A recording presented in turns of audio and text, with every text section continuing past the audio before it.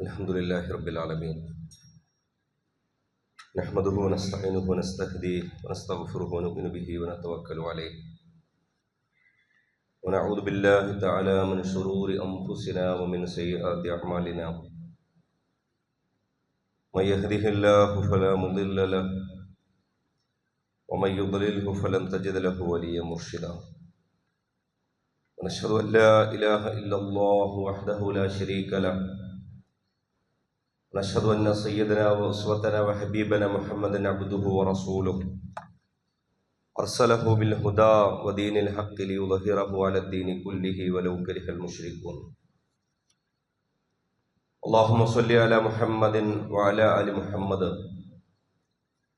كما صليت على إبراهيم وعلى آل إبراهيم وبارك على محمد وعلى آل محمد كما باركت على إبراهيم وعلى آل إبراهيم في العالمين إنك حميد مجيد وما بعد فإن أصدق الحديث كلام الله وأصدق الهدي هدي محمد صلى الله عليه وسلم وشر الأمور محدثاتها وكل محدثة بدعة وكل بدعة ضلالة وكل ضلالة في النار عباد الله وإماء الله أوصيكم وإياي أولا بالتقوى الله يا أيها الذين آمنوا اتقوا الله حق تقاته ولا تموتن إلا وأنتم مسلمون أعوذ بالله السميع العليم من الشيطان الرجيم بسم الله الرحمن الرحيم كما أخرجك ربك من بيتك بالحق وإن فريقا من المؤمنين لكارهون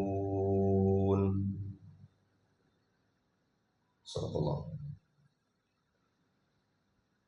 സ്നേഹാദരണീയരായ വിശ്വാസികളെ സഹോദരി സഹോദരന്മാരെ, ജീവിതത്തിൻ്റെ ചെറുതും വലുതുമായ രഹസ്യവും പരസ്യവുമായ എല്ലാ മേഖലകളിലും അല്ലാഹു സുബ്ഹാനഹു വ തആലയുടെ വിധിവിലക്കുകൾ പാലിച്ചും ഉപദേശ നിർദ്ദേശങ്ങൾ പിൻപറ്റിയും തഖ്വ കൈകൊണ്ട് മുത്തഖികളായി ജീവിക്കണമെന്ന് എന്നെയും നിങ്ങൾ ഓരോരുത്തരെയും ഉണർത്തുകയാണ്, വസിയത്ത് ചെയ്യുകയാണ്. പ്രശംസനവൻ്റെ സച്ചരിതരും സ്വാലിഹുകളുമായ അടിയാറുകളുടെ കൂട്ടത്തിൽ നമ്മെല്ലാം ഉൾപ്പെടുത്തി അനുഗ്രഹിക്കുമാറാകട്ടെ. പരിശുദ്ധ റമദാനിൻ്റെ 2/3 ഭാഗം ഏതാണ്ട് നമ്മളിൽ നിന്ന് നീങ്ങിക്കഴിഞ്ഞ ഒരു സന്ദർഭത്തിലാണുള്ളത്. അല്ലാഹു സുബ്ഹാനഹു വ തആല ഈ ലോകത്ത് കാലത്തിൻ്റെ മുന്നോട്ട് പോക്കിനെ കുറിച്ച്, ദിവസങ്ങളുടെ ദൈർഘ്യത്തെയും ദൈർഘ്യക്കുറവിനെയും സംബന്ധിച്ചൊക്കെ റസൂലുള്ളാഹി സ്വല്ലല്ലാഹു അലൈഹി വസല്ലം അള്ളാഹുവിൻ്റെ നടപടിയായി അതൊക്കെ വിശദീകരിക്കുന്നിടത്ത് അന്ത്യനാളോടനുബന്ധിച്ച് അതിനെ ചേർത്ത് പറയുന്നതായി കാണാൻ സാധിക്കും. തഖാറുബുസ് സമാൻ, കാലമിങ്ങനെ അടുത്ത് വരിക, ദിവസങ്ങളിങ്ങനെ വേഗം പോയി പോവുക. വേറൊരർത്ഥത്തിൽ റമദാൻ നമ്മളോട് വളരെ പെട്ടെന്ന് അതിൻ്റെ ദിനരാത്രങ്ങൾ നമ്മളിൽ നിന്നിങ്ങനെ പോകുമ്പോൾ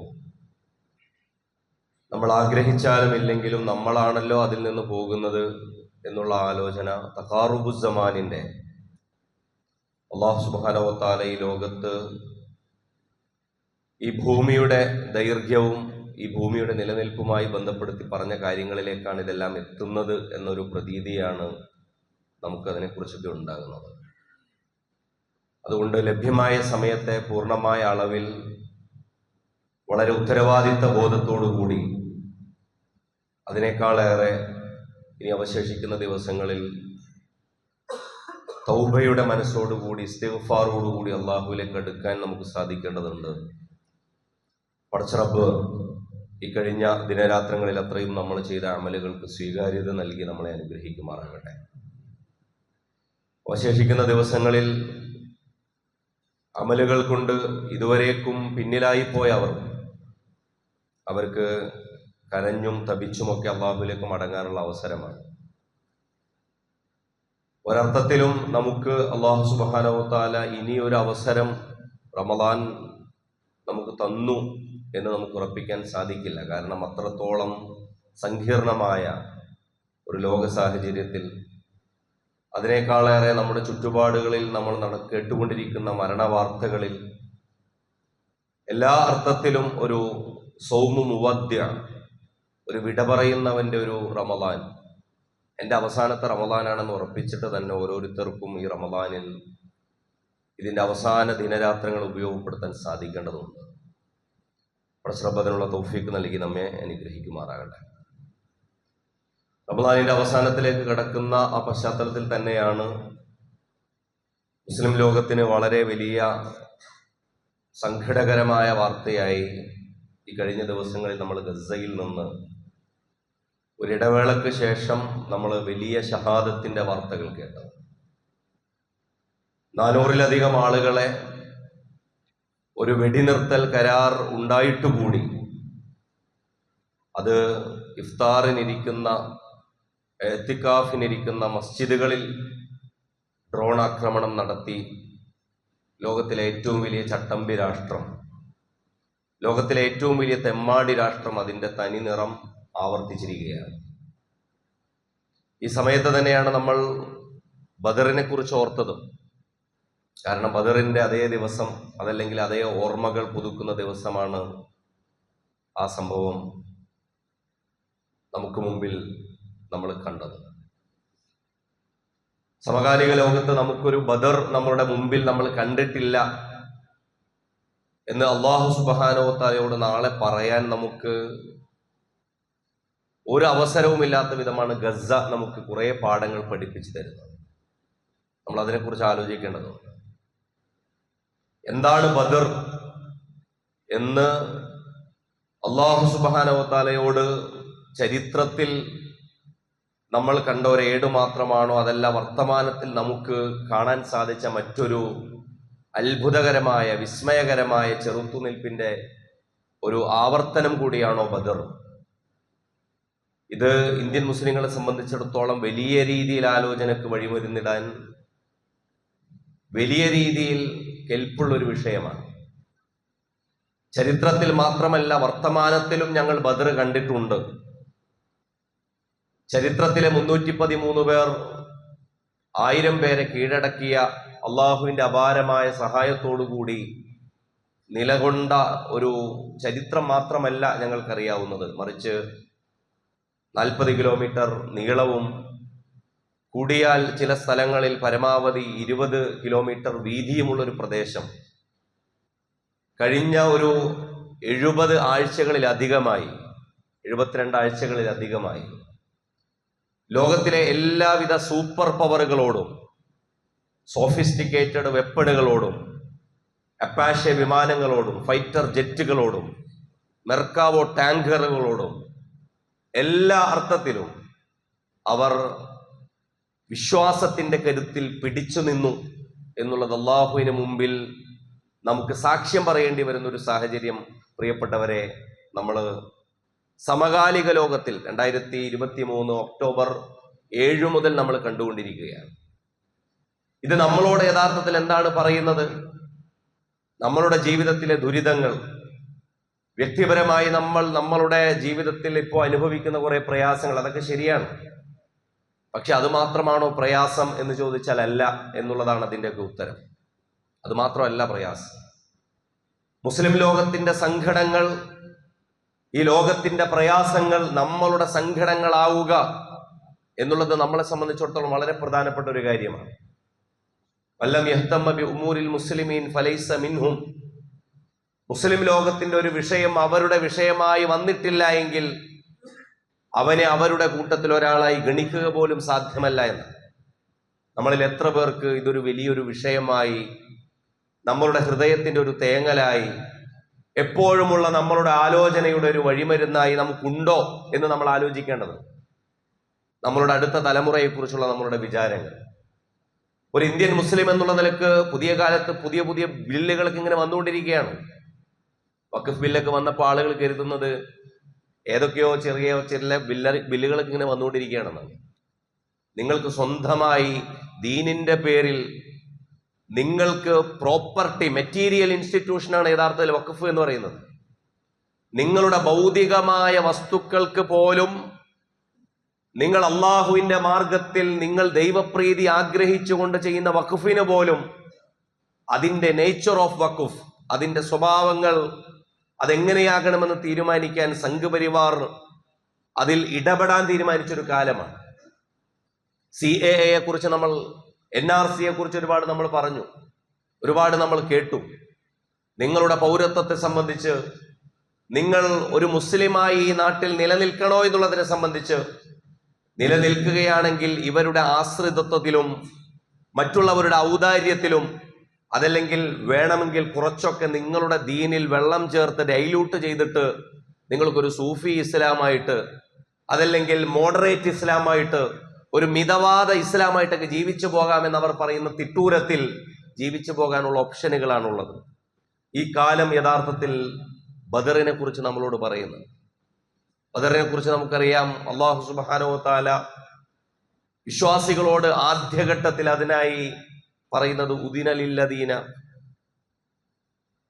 അല്ലാഹു സുബ്ഹാനഹു വ തആല പറയുന്നത് ളുലിമു, അവർ ളുലിമു എന്നുള്ള കാരണത്താൽ, അവർ ആക്രമിക്കപ്പെട്ടു എന്നുള്ള കാര്യത്തിൽ അല്ലാഹു സുബ്ഹാനഹു വ തആല അവർക്ക് മുഖാത്തലത്തിനുള്ള, അവർക്ക് പോരാട്ടത്തിനുള്ള വഴി തുറന്നിരിക്കുന്നു.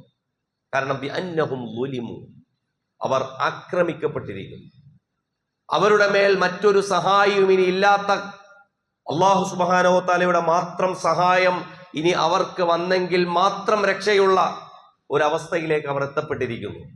അതുകൊണ്ട് അല്ലാഹു സുബ്ഹാനഹു വ തആല അവർക്ക് വഴിയായി ഇതാ പോരാട്ടത്തിന്റെ വഴിയെ തുറന്നിട്ടിരിക്കുന്നു. ഗസയെ സംബന്ധിച്ചിടത്തോളം അത് ശരിയാണ്. ഗസയെ സംബന്ധിച്ചിടത്തോളം അവർ ഏറ്റവും അവസാനത്തെ റിപ്പോർട്ട് പ്രകാരം, ലാൻസെറ്റിന്റെ പുതിയ റിപ്പോർട്ട് പ്രകാരം 70,100-ലധികം ആളുകൾ ഷഹാദത്ത് കൈവരിച്ചു കഴിഞ്ഞിരിക്കുന്നു. 70,100. ചരിത്രത്തിൽ നമ്മൾ 70 ശുഹദാക്കളുടെ ചരിത്രം പറയാറുണ്ട്, അതല്ലെങ്കിൽ 20 ശുഹദാക്കളുടെ ചരിത്രമാണ് പറയാറുള്ളത്.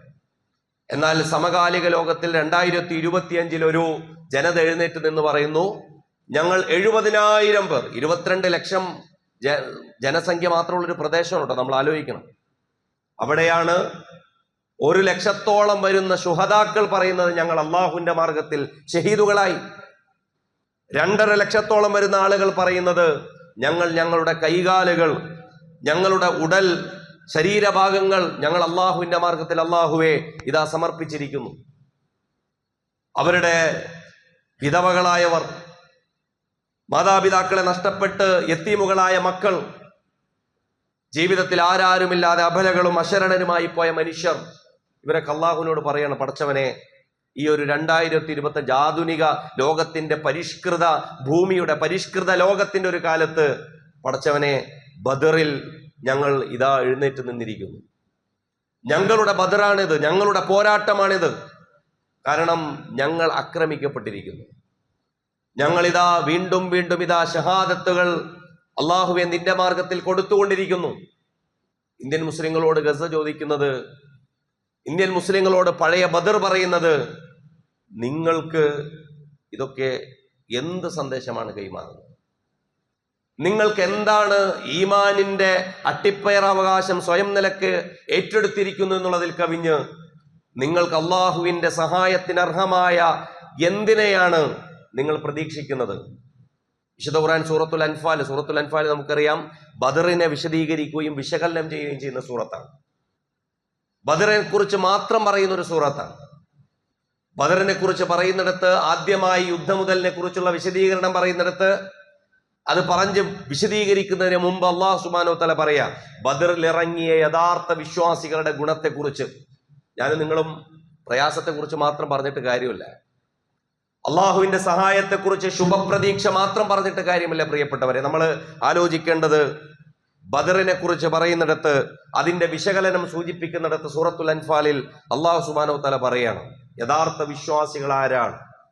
ഇന്നമൽ മുഅ്മിനൂന ഇദാ ദുകിറല്ലാഹ് വജിലത് ഖുലൂബുഹും. അല്ലാഹുവെ കുറിച്ച് കേൾക്കുമ്പോൾ തന്നെ ഹൃദയം തബ്ബിച്ചുകൊണ്ട്, ഹൃദയം അങ്ങേയറ്റത്തെ കമ്പനം അവർക്ക് അനുഭവപ്പെട്ടുകൊണ്ട്, അവർ പ്രകമ്പിതരായിക്കൊണ്ട്, അവർക്ക് ഹൃദയത്തെ അത്രമേൽ അതിന്റെ ഗതിവേഗം, അതിന്റെ പേസ്, അതിന്റെ ഹൃദയമിടിപ്പുകൾ അവർക്ക് അതിനനുസരിച്ച് കൂടും. നമ്മൾ ഖുർആൻ ഓതി, ഇപ്പൊ 20 ദിവസം നമ്മൾ ഖുർആൻ ഓതി. ഏത് ഖുർആനൊപ്പമായിരുന്നു നമ്മൾ ഉണ്ടായിരുന്നത്? ഏത് ഖുർആനോടൊപ്പമാണ് നമുക്ക് സഞ്ചാരം സാധ്യമായത്? ഏത് ഖുർആനാണ് നമുക്ക് ഇത്തരത്തിലൊരു ഈമാൻ പ്രദാനം ചെയ്തത്? ആലോചിക്കണം. വിശ്വാസിക്ക് ആലോചിക്കാൻ, പ്രത്യേകിച്ചും ഇന്ത്യൻ മുസ്ലിമിന് ആലോചിക്കാൻ വകയുള്ള ഒരു കാര്യമാണ്. വഇദാ തുലിയത് അലൈഹിം ആയാതുഹു സാദതുഹും ഈമാന. അവർക്കുമേൽ ഖുർആൻ ഓതപ്പെട്ടാൽ, അതായത് ഖുർആൻ ഇങ്ങനെ കുറെ കേട്ടാൽ, സാദതുഹും ഈമാന, അവർക്ക് ഈമാൻ വർദ്ധിച്ചു വരും. നമ്മൾ ഖുർആൻ ഒരുപാട് കേൾക്കുന്നു, അൽഹംദുലില്ലാഹ്. ഇമാമിന് പിന്നിൽ നമ്മൾ നിന്ന് തറാവീഹ് നമസ്കരിക്കുന്നു. തുടക്കക്കാരൊന്നുമല്ല നമ്മൾ, അൽഹംദുലില്ലാഹ്. നമ്മളുടെ ഖുർആൻ പഠനമൊക്കെ തുടങ്ങിയിട്ട് 10-25-30 കൊല്ലൊക്കെ ആയിട്ടുണ്ട്. സാദത്തുഹും ഈമാന, അവരുടെ ഈമാൻ ആ ഖുർആനായത്തുകൾ വർദ്ധിപ്പിച്ചു. ഇതാണ് വിശ്വാസിക്കുമേൽ അള്ളാഹു സഹായം നൽകാൻ അള്ളാഹു സുബ്ഹാനഹു വ തആല നിശ്ചയിച്ചിട്ടുള്ള ഷർത്ത് എന്ന് പറയുന്നത്. അള്ളാഹുവിന്റെ നിബന്ധന അതാണ്. ആ നിബന്ധനകൾക്ക് വിധേയമായിട്ട് മാത്രമാണ് അള്ളാഹു സുബ്ഹാനഹു വ തആലയുടെ സഹായമുള്ളത്. നമ്മൾ മനസ്സിലാക്കണം.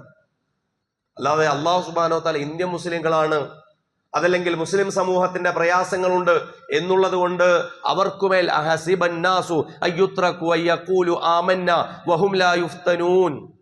വിശുദ്ധ ഖുർആനിൽ സമാനമായി 5-6 സ്ഥലങ്ങളിൽ ആ പ്രയോഗങ്ങൾ നിങ്ങൾക്ക് കാണാൻ സാധിക്കും. ജനങ്ങൾക്ക് വിശ്വസിക്കുന്നുണ്ടോ? അവർ കരുതുന്നുണ്ടോ? അയ്യഖൂലു ആമന്ന, ഞങ്ങൾ വിശ്വാസികളാണെന്ന് പറഞ്ഞത് കൊണ്ട് മാത്രം ഒരു സഹായത്തിന് അവർക്ക് അർഹതയുണ്ടെന്ന്. അയ്യുത്രക്കു, അവർ വിട്ടേച്ചു പോകുമെന്ന്, അവർ വെറുതെ വിട്ട് നാളെ അള്ളാഹുവിന്റെ അടുക്കൽ എന്തെങ്കിലും തരത്തിലുള്ള ഒരു ഒഴികഴിവ് അവർക്കുണ്ടാകുമെന്ന് നമ്മൾ മനസ്സിലാക്കേണ്ട ഒരു കാര്യമാണ്. ഒരു പക്ഷേ വിശുദ്ധ ഖുർആനെ സംബന്ധിച്ച്, മുസ്ലിം ഉമ്മത്തിനെ സംബന്ധിച്ച് ഏറ്റവും കൂടുതൽ തെറ്റിദ്ധാരണ വന്നിട്ടുള്ളൊരു വളരെ പ്രധാനപ്പെട്ട ഒരു കാര്യം പഴയ ബനൂ ഇസ്രായേൽ സമൂഹത്തെ സംബന്ധിച്ച് അവർക്കുള്ളൊരു വിചാരമാണ്. ബനൂ ഇസ്രായേൽ സമൂഹത്തെ കുറിച്ച് അള്ളാഹ് പറയുന്നുണ്ട്, അവരുടെ ഏറ്റവും പ്രധാനപ്പെട്ട ഒരു വാദം ലൻ തമസ്സനന്നാറ ഇല്ല അയ്യാമ മഅദൂദ, ഞങ്ങൾ നരകത്തിൽ പോവുകയാണെന്നുണ്ടെങ്കിൽ തന്നെ 5-6 ദിവസം പോവുള്ളൂ എന്നാണ്. അത് ബനൂ ഇസ്രായേൽ പറഞ്ഞു എന്നുള്ളതാണ് അല്ലാഹു സുബ്ഹാനഹു വ തആല അവരെ കുറിച്ച് പരിഹസിച്ച് പറഞ്ഞത്.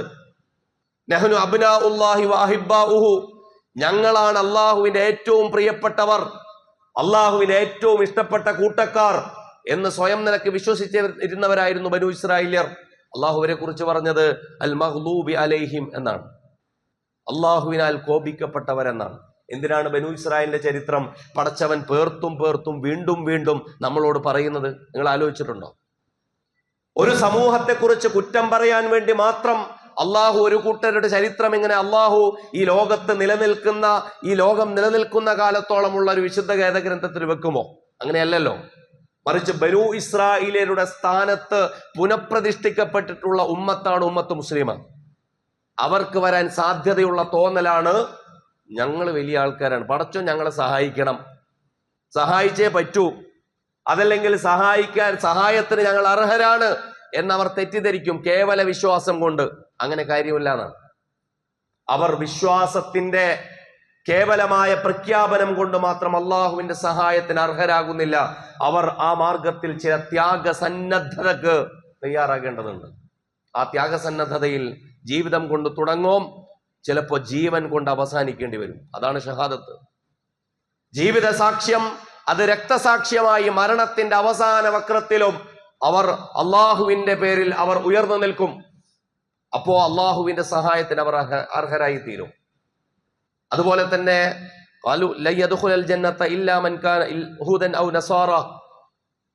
അള്ളാഹു സുബ്ഹാനഹു വ തആല ഞങ്ങളെ മാത്രം, ജൂതന്മാരെ മാത്രമേ, ക്രൈസ്തവരെ മാത്രമേ സ്വർഗത്തിൽ പ്രവേശിപ്പിക്കുകയുള്ളൂ, ഞങ്ങൾ മാത്രമേ അതിന് അർഹരുള്ളൂ എന്ന് കരുതി ആ മാർഗത്തിൽ നിന്ന് അങ്ങേയറ്റത്തെ അള്ളാഹുവിന്റെ ഉപദേശ നിർദ്ദേശങ്ങളെ അവഗണിച്ചു കളഞ്ഞവരായിരുന്നു മുൻകഴിഞ്ഞ സമൂഹങ്ങൾ, ക്രൈസ്തവ സമൂഹവും ജൂത സമൂഹവും.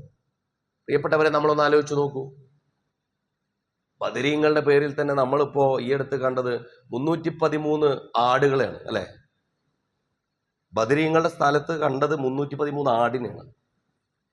കൗമ എവിടേക്കാ പോണെന്നുള്ളത് ആലോചിക്കേണ്ട വേറൊരു വിഷയമാണ്. മനുഷ്യര് ഇന്ന് കേരളത്തിൽ, അതല്ലെങ്കിൽ ഇന്ത്യ മുസ്ലിങ്ങളുടെ കാര്യം വിട്, നമുക്കിപ്പോ നമ്മളായിട്ട് ഏറ്റവും കൂടുതൽ റിലേറ്റ് ചെയ്യാൻ പറ്റുന്ന വിഷയം ഇതൊക്കെയാണല്ലോ. മുസ്ലിം ഉമ്മത്തുമായി ബന്ധപ്പെടുത്തി അവർക്ക് എന്തെങ്കിലും ഒരു സഹായത്തിന്, അവരുടെ ഒരു തിരിച്ചുവരവിന് എന്തെങ്കിലും ഒരു മാപിനി, അതല്ലെങ്കിൽ ഒരു മാനദണ്ഡം അവർക്ക് ലഭ്യമാക്കാനുണ്ടെങ്കിൽ, ഇങ്ങനൊരു ചവറ് പോലുള്ള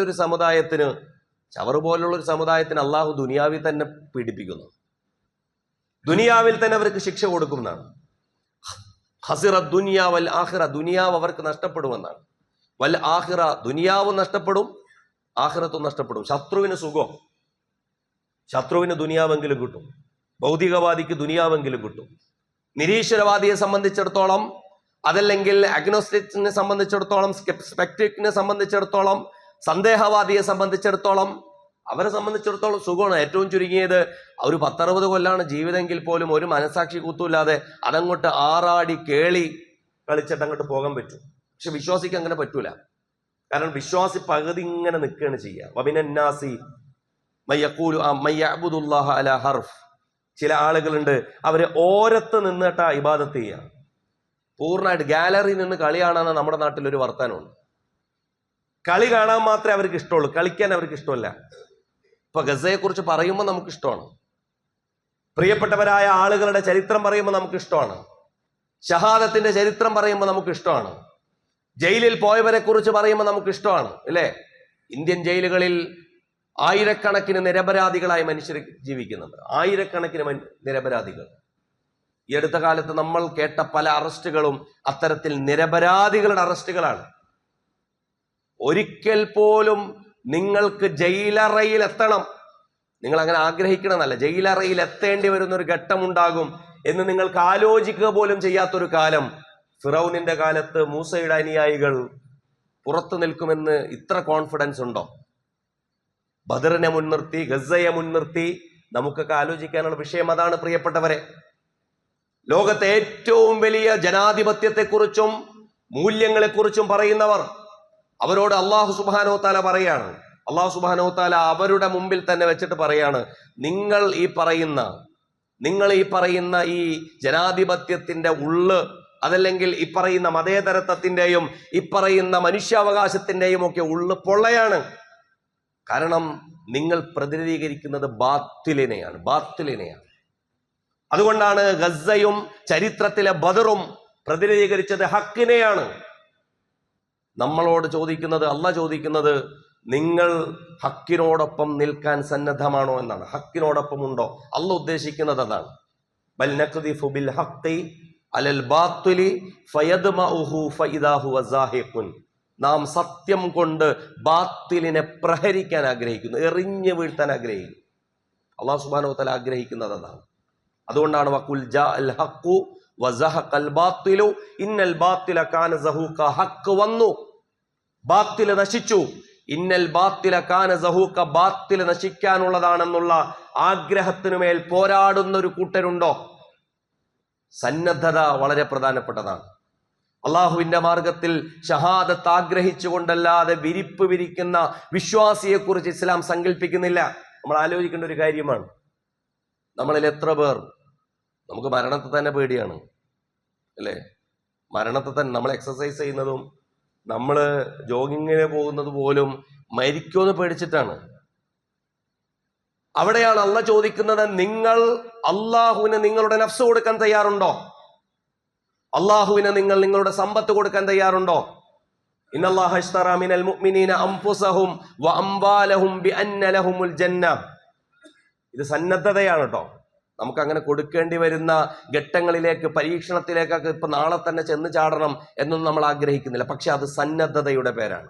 പടച്ചവനെ, നിന്റെ മാർഗത്തിൽ സമർപ്പിക്കാവുന്നതിന്റെ അങ്ങേയറ്റം എനിക്ക് എൻ്റെ വസ്തുവകകളും വേണമെങ്കിൽ ഈ ഉടലും ഈ ഉടലിനപ്പുറം എൻ്റെ ജീവനും എനിക്ക് കൊടുക്കാൻ ഞാൻ സന്നദ്ധമാണ് എന്ന് വിശ്വാസി പ്രഖ്യാപിക്കുകയാണ്.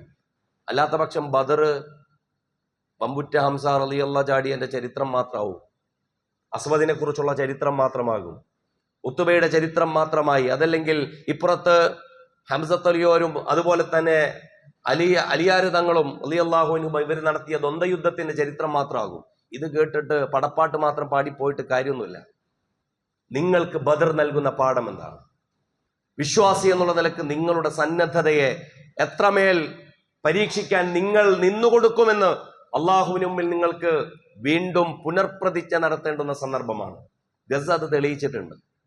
ഗസക്കാരെ സംബന്ധിച്ചിടത്തോളം ഇനി ഗസ എന്ന് പറയുന്ന പ്രദേശം നാമാവശേഷമായി തുടച്ച് നക്കി നീക്കപ്പെട്ടു പോയാൽ പോലും ചരിത്രത്തിൽ അവർക്ക് പറയാം ഫി ബൈത്തുൽ മഖ്ദിസ് വഫി അക്നാ ഫി ബൈത്തുൽ മഖ്ദിസ് എന്ന് റസൂലുള്ളാഹി സ്വല്ലല്ലാഹു അലൈഹി വസല്ലം പറഞ്ഞതുപോലെ ബൈത്തുൽ മഖ്ദിസിന് ചുറ്റുമുള്ള ഒരു വിഭാഗം സത്യസാക്ഷികളായി ഉയർന്നു നിൽക്കുമെന്ന് പറഞ്ഞത് 2025 പടച്ചവനെ ഞങ്ങൾ അത് നിർവഹിച്ചിട്ടുണ്ട്. അങ്ങനെയെങ്കിൽ ഇന്ത്യൻ മുസ്ലിങ്ങളോട് ബദർ പറയുന്നത് നിങ്ങൾക്കും ആ ത്യാഗസന്നദ്ധത വേണം. അല്ലാത്ത പക്ഷം നിങ്ങൾക്ക് മേല് ഈ മോദിയും ഈ യോഗിയും ഈ സാഹിബിങ്ങളൊക്കെ തന്നെ ഉണ്ടാവും. അവർ നിങ്ങൾക്കുമേൽ പുതിയ പുതിയ നിയമങ്ങൾ, പുതിയ പുതിയ കരിനിയമങ്ങൾ, പുതിയ പുതിയ ഭീകരമായ നിയമങ്ങളൊക്കെ നിങ്ങൾക്ക് മേൽ വന്നു പതിക്കും. നിങ്ങൾക്കൊരു പ്രതിഷേധത്തിന്റെ ഒരു മാർച്ച് പോലും നടത്താൻ പറ്റും.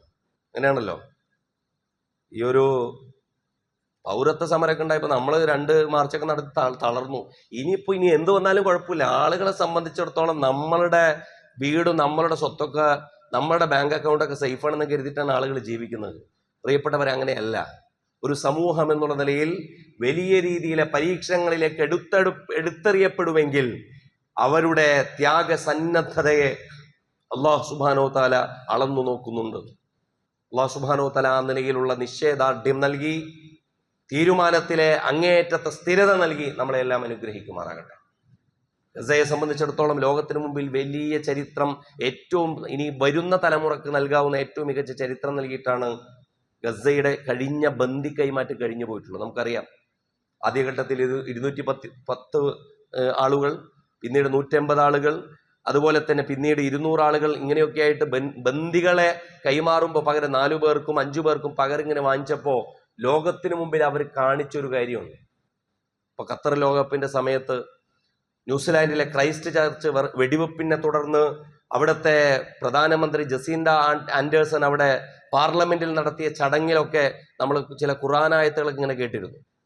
ഇതിന് സമാനമായ കഴിഞ്ഞ കാലത്ത് ഏറ്റവും സുന്ദരമായ ഇസ്ലാമിന്റെ മുഖം ലോകത്തിന് മുമ്പിൽ കാണിച്ചു കൊടുത്തൊരു പ്രദേശത്തിന്റെ പേര് കൂടിയാണ് ഗസ. അല്ലെ, ഇതാണ് ഇസ്ലാം. ബന്ദികളെ അവരുടെ ചെവിയറുത്തും അവരുടെ കൈകാലുകൾ ഭേദ്യം ചെയ്തുമൊക്കെ അവരെ അത്രമേൽ പീഡിപ്പിച്ചും ക്രൂരമായി അവരെ ശിക്ഷിച്ചുമൊക്കെ ഇസ്രായേലി ജയിലുകളിൽ നിന്ന് ഫലസ്തീനികൾ വരുമ്പോൾ ഇപ്പുറത്തു നിന്ന് അലക്കിത്തേച്ച കുപ്പായിട്ടിട്ടാണ് ഇപ്പുറത്തുനിന്ന് ബന്ദികളെ പറഞ്ഞയക്കുന്നത്. ഏറ്റവും മികച്ച സന്നാഹങ്ങളോടുകൂടി ഗിഫ്റ്റ് പാക്കുകളും കൊടുത്തിട്ടാണ് തിരിച്ചയക്കുന്നത്. ഇത് ഇസ്ലാമിന്റെ ലോകത്തോട് ഇസ്ലാം ഇന്നും നിന്ന് സംസാരിക്കുകയാണ്. ഇസ്ലാമിന്റെ ബദർ അക്കാലത്തെ ഏത് മൂല്യത്തെയാണോ ഉയർത്തിപ്പിടിച്ചിരുന്നത്, തൂഫാനുൽ അഖ്സ ഇപ്പുറത്ത് 2025 1400 കൊല്ലങ്ങൾക്ക് ഇപ്പുറത്തും ആ ബദറിന്റെ പിൻഗാമികൾ ലോകത്തോട് പറയുന്നത് ഇതാ ഞങ്ങളുടെ ചരിത്രം, ഞങ്ങളുടെ തനിയാവർത്തനം, ഞങ്ങളുടെ പുനരാവിഷ്കാരം ഇതാ എന്ന് പറഞ്ഞിട്ട് ലോകത്തിന് മുമ്പിൽ പറയുകയാണ്. അതുകൊണ്ട് നമ്മൾ അവർക്ക് വേണ്ടി പ്രാർത്ഥിക്കണം, അവരിൽ നിന്ന് പാഠം പഠിക്കണം. വിശ്വാസികൾ എന്നുള്ള നിലക്ക്, പ്രത്യേകിച്ചും ഇന്ത്യൻ മുസ്ലിങ്ങൾ എന്നുള്ള നിലക്ക് ഒരർത്ഥത്തിലും നമുക്കറിയാം പെട്ടെന്നൊന്നും കടന്നു പോകാൻ പറ്റുന്ന സാഹചര്യത്തിലൂടെയല്ല ഉള്ളത്. ഒരു ഭരണമാറ്റത്തിന്റെ മാത്രം പ്രശ്നമല്ല. കാരണം ഒരു പ്രത്യയശാസ്ത്രം മുസ്ലിം വെറുപ്പും വിദ്വേഷവും പകയും ഒക്കെ അതിന്റെ അടിവളമായി ഉപയോഗിച്ചുകൊണ്ട് പടർത്തി വലുതാക്കിയ ഒരു വൃക്ഷമാണത്. ആ വൃക്ഷം കേവലമായി അതിന്റെ മുരടുകൾ മുറിച്ചിട്ടത് കൊണ്ട് മാത്രം കാര്യമായില്ല. കാരണം അതിന്റെ വിത്തിന് തന്നെ ആകാശം മുട്ടെ വളർന്ന് പന്തലിക്കാനുള്ള, വിദ്വേഷങ്ങൾ പകയും വമിപ്പിക്കാനുള്ള ശേഷിയുണ്ട്.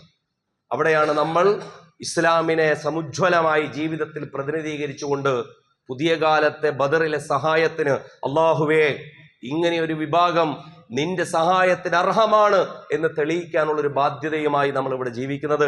പടച്ചറബ്ബ് ബദറിൽ വിശ്വാസികൾക്ക് നൽകിയ വിജയത്തെക്കുറിച്ച് പറഞ്ഞതുപോലെ ഗസയിൽ അവരുടെ ഷഹാദത്തിന് ലോകത്തിനുമേൽ അത്രമേൽ അവിസ്മരണീയതയും അനശ്വരതയും നൽകിയതുപോലെ നമുക്കും പുതിയ കാലത്ത് വഴികാട്ടാവുന്ന തൗഫീക്ക് നൽകി നമ്മെ അനുഗ്രഹിക്കുമാറാകട്ടെ. നമ്മുടെ വീഴ്ചകൾ പടച്ചറബ്ബ് നമുക്ക് പുറത്ത് മാപ്പാക്കി തരുമാറാകട്ടെ. നമ്മുടെ നേതൃത്വങ്ങൾക്ക്, മുസ്ലിം ഉമ്മത്തിൻ്റെ നേതൃത്വങ്ങൾക്ക്, സംഘടനാ നേതൃത്വങ്ങൾക്ക്, അഖിലേന്ത്യാ നേതൃത്വങ്ങൾക്ക്, വ്യത്യസ്തമായ കൂട്ടായ്മകൾക്ക് വലിയ രീതിയിൽ ഇസ്ലാമിനെ കുറിച്ചുള്ള തെറ്റിദ്ധാരണകൾ ഒഴിവാക്കുന്നതിനെ കുറിച്ച് സംസാരിക്കാനുണ്ട്. അതേസമയം അഭിമാനപൂർവം ഏത് മേഖലകളിലാണോ അവിടെയൊക്കെ ഇസ്ലാമിനെ പ്രതിനിധീകരിക്കാനുള്ള ബാധ്യതയുണ്ട്. വളരെ തെറ്റിദ്ധരിപ്പിക്കപ്പെട്ടുകൊണ്ട് ഇസ്ലാമിനെ കുറിച്ച് പറഞ്ഞുകൊണ്ടിരിക്കുന്ന കുറെ അപസർപ്പകതകളുടെ ഭാഗമായി തീവ്രവാദത്തിന്റെ പേരിൽ, ഭീകരവാദത്തിന്റെ പേരിൽ വ്യത്യസ്ത സംഘടനകളൊക്കെ ഒരു കാരണവുമില്ലാതെ നിരോധിച്ചുകൊണ്ടിരിക്കുകയാണ്. ചില ആളുകളൊക്കെ മുസ്ലിം സംഘടനകളെ നിരോധിക്കുമ്പോൾ ചില ആളുകൾ അപ്പുറത്തിരുന്ന് കൈയോട്ടുന്നവരുണ്ട്. അവർ കരുതുന്നത് അവരുടെ കൂട്ടത്തിലെ തീവ്രവാദികളെ പിടിച്ചല്ലോ എന്നാണ്. ഇതൊക്കെ മഹാമണ്ടത്തരവും വിഡ്ഢിത്തരവുമാണ്. അങ്ങനെ ആർക്കെങ്കിലും തോന്നുന്നുണ്ടെങ്കിൽ ഈ അടുത്ത് ഒരു ദേശീയ പ്രസിഡന്റിനെ കൊണ്ടുപോയി ഏതെങ്കിലും കൂട്ടർ സംസാരിച്ചോ? നമ്മൾ മനസ്സിലാക്കേണ്ട ഒരു കാര്യമാണ്. അതായത് എത്രത്തോളം എന്നാൽ പരസ്പരം അവരുടെ മുസ്ലിം ഉമ്മത്തിലെ കാര്യങ്ങളെക്കുറിച്ച് പോലും അവരുടെ മുൻഗണന അനുസരിച്ച് ആലോചിക്കാൻ പറ്റാത്തൊരു വിഭാഗമായിട്ട് എന്തോ സംഘടനാ സങ്കുചിതമാണോ ഒരു കാലത്ത് അമർന്നുപോയിരുന്നു എന്ന് നമ്മൾ കരുതിയുന്ന കുറെ ചർച്ചകൾ പലപ്പോഴും അങ്ങോട്ടും ഇങ്ങോട്ടും തൊഴുത്തിൽ കുത്തുകളായിട്ട് വന്നുകൊണ്ടിരിക്കുകയാണ്. നമ്മുടെ നേതൃത്വത്തിന് അള്ളാഹു സുബ്ഹാനഹു വ തആല ദിശാബോധവും ദീർഘവീക്ഷണവും നൽകി അള്ളാഹു അവരെ അനുഗ്രഹിക്കുമാറാകട്ടെ. അവരുടെ വീഴ്ചകൾ അള്ളാഹു അവർക്ക് പുറത്തു കൊടുക്കുമാറാകട്ടെ. പടച്ച റബ്ബ് നമ്മളിൽ നിന്ന് മരണപ്പെട്ടു പോയവർക്ക് അള്ളാഹു മഗ്ഫിറത്തും റഹ്മത്തും നൽകി അനുഗ്രഹിക്കുമാറാകട്ടെ. പരിശുദ്ധ റമളാനിൽ നമ്മൾ ചെയ്ത കർമ്മങ്ങൾക്ക് അത്രയും അള്ളാഹു സ്വീകാര്യത നൽകി അനുഗ്രഹിക്കുമാറാകട്ടെ. നമ്മൾ പരിശുദ്ധ റമളാനിന്റെ അവസാന സമയങ്ങൾ ഉപയോഗപ്പെടുത്തിക്കൊണ്ട് ചില കളക്ഷനുകൾ നടത്താറുണ്ട്. അതിലൊന്നാണ് നമ്മുടെ മഞ്ചേരി സേവന കേന്ദ്രത്തിന്റെ ഒരു കളക്ഷൻ നടത്താറുണ്ട്. മഞ്ചേരിയിലെ മെഡിക്കൽ കോളേജ് കേന്ദ്രീകരിച്ച് വരുന്ന അവിടുത്തെ രോഗികൾ, കൂട്ടിരിപ്പുകാർ, അവരുടെ പ്രഭാത ഭക്ഷണം, അവർക്ക് വേണ്ടുന്ന വസ്ത്രങ്ങൾ, അതുപോലെ തന്നെ അവിടുത്തെ നിത്യ സന്ദർശകരായ ആളുകൾക്ക് വേണ്ടുന്ന വ്യത്യസ്ത തരത്തിലുള്ള സൗകര്യങ്ങൾ, ആംബുലൻസ് സേവനം തുടങ്ങിയ മറ്റ് കാര്യങ്ങളൊക്കെ നിർവഹിച്ചു പോകുന്നത് റമളാനിലെ 3-ാമത്തെ ആഴ്ച നടത്തുന്ന ഒരു കളക്ഷൻ കൊണ്ട് മാത്രമാണ്. റമളാനിൽ ഒരൊറ്റ കളക്ഷൻ മാത്രമാണ് മഞ്ചേരി സേവന കേന്ദ്രത്തിൻ്റെ ഒരു വരുമാനം എന്ന് പറയുന്നത്. അവരിലേക്ക് വേണ്ടുന്ന സഹായങ്ങൾ എത്തുന്നതിനുള്ള നിങ്ങളുടെ സ്വതക്കകൾ നിങ്ങൾ നൽകണം എന്നൊരിക്കൽ കൂടി ആവശ്യപ്പെടുകയാണ്. അടുത്ത ആഴ്ച APCRന് വേണ്ടിയിട്ടുള്ള ഒരു കളക്ഷനാണ്. നമ്മൾ നേരത്തെ പറഞ്ഞു, ഇന്ത്യയിലെ ജയിലുകളിൽ വ്യത്യസ്തമായ കേസുകളിൽ കുടുക്കപ്പെട്ട് നിരപരാധികളായി തുടരുന്ന ആളുകൾക്ക് വേണ്ടിയിട്ടുള്ള വ്യത്യസ്തമായ സേവനങ്ങൾ ചെയ്തുകൊണ്ടിരിക്കുന്ന, നിയമ പോരാട്ടങ്ങൾ ചെയ്തുകൊണ്ടിരിക്കുന്ന വേദിയാണ്. അവർക്ക് വേണ്ടിയിട്ടുള്ള ഒരു സഹായ സഹകരണം കൂടി റമളാനിൽ വ്യത്യസ്തമായ സംരംഭങ്ങളിലൂടെയാണ് നമ്മൾ ഈ സഹായങ്ങളൊക്കെ എത്തിക്കുന്നത്. പടച്ച റബ്ബ് നമ്മുടെ സ്വതക്കകൾക്ക് സ്വീകാര്യത നൽകി അനുഗ്രഹിക്കുമാറാകട്ടെ. നമുക്കറിയാം, നമ്മുടെ ഈ പള്ളി അറിയാലോ, പള്ളിയുടെ അഹലുകാരെന്ന് പറഞ്ഞാൽ നമ്മളാണ്. ഇവിടുത്തെ മഹല്ലിലെ നിവാസികൾ എന്ന് പറയാവുന്ന ഈ ടൗൺ പള്ളിയും അതുപോലെ തന്നെ ഈ ടൗൺ പള്ളിയോട് ചേർന്നുള്ള നമ്മളുടെ മസ്ജിദുൽ ഹിലാൽ എന്ന് പറയുന്ന പാതാക്കരയുള്ള പള്ളിയും ഇതൊക്കെ ചേർന്ന് ഇത് നടത്തിക്കൊണ്ടു പോകുന്നത് നമ്മളുടെ അഭ്യുദയകാംക്ഷികളും സഹകാരികളായ മനുഷ്യരെ കൊണ്ടാണ്. റമളാനിൽ തന്നെയാണ് അതിൻ്റെ ഫണ്ട് നമ്മൾ ശേഖരിക്കാറുള്ളത്. റമളാനിലെ അവസാനത്തെ 10 ദിവസങ്ങളെ കേന്ദ്രീകരിച്ചുകൊണ്ടുള്ള ഒരു കളക്ഷൻ, അതിൽ പ്രത്യേകമായി നമ്മളുടെ ഒരു ഫണ്ട് സമാഹരണത്തിന് സഹായകമാകാറുണ്ട്. നിങ്ങളുടെ ദാനധർമ്മങ്ങളിൽ, സ്വതക്കകളിൽ പ്രത്യേകിച്ച് ഈ പള്ളിയെ കൂടി പരിഗണിക്കാൻ വേണ്ടി, മഹല്ലിനെ കൂടി പരിഗണിക്കാൻ വേണ്ടി നിങ്ങൾ ശ്രദ്ധിക്കേണ്ടതുണ്ട്. 1.5 ലക്ഷത്തോളം രൂപ അതിൻ്റെ നടത്തിപ്പിന് മാത്രമായിട്ട് നമുക്ക് 2 പള്ളികളിലായിട്ട് നമുക്ക് ചെലവുണ്ട്. അല്ലാഹു സുബ്ഹാനഹു വ തആല നമ്മുടെ സ്വതക്കകൾക്ക്, നമ്മളുടെ ദാനധർമ്മങ്ങൾക്ക് സ്വീകാര്യത നൽകി അനുഗ്രഹിക്കുമാറാകട്ടെ. കൂടുതൽ നന്നായി ദീനിനു വേണ്ടി ഖിദ്മത്ത് ചെയ്യാനുള്ള, ഈ മാർഗത്തിൽ കൂടുതൽ മുന്നോട്ട് പോകാനുള്ള, മരണം വരേക്കും ഈ മാർഗത്തിൽ അല്ലാഹു സുബ്ഹാനഹു വ തആലയുടെ ഭവനത്തിനും അതുപോലെ തന്നെ ദീനിനും വേണ്ടി സേവനമർപ്പിച്ച് നിൽക്കാനുള്ള തൗഫീഖ് നൽകി അല്ലാഹു നമ്മെ അനുഗ്രഹിക്കുമാറാകട്ടെ. വഖൂലു ഖൗലി ഹാദാ വസ്തഗ്ഫിറുല്ലാഹി ലി വലക്കും വസ്തഗ്ഫിറൂഹു ഇന്നഹുൽ ഗഫൂറുർ റഹീം.